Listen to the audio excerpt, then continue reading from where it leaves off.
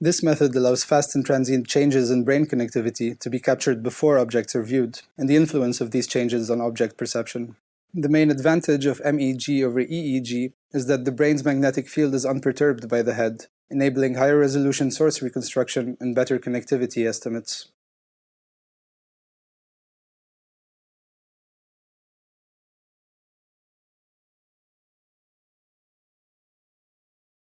Begin by recording 1 minute of empty room MEG data at 1 kHz.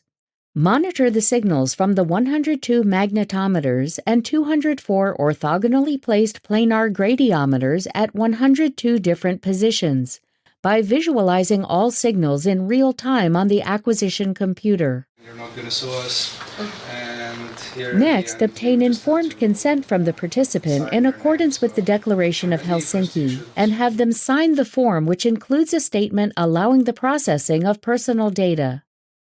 Or any metal object from your body, but you can do this when you're inside as well. Next, provide them with non-magnetic clothes and make sure they have no metallic objects in or on their bodies.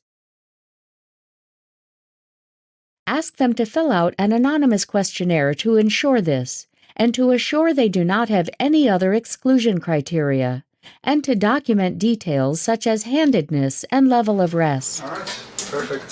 Thank you.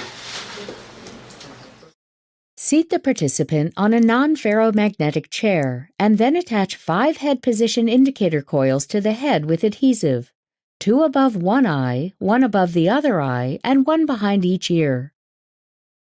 Place the tracker sensor for the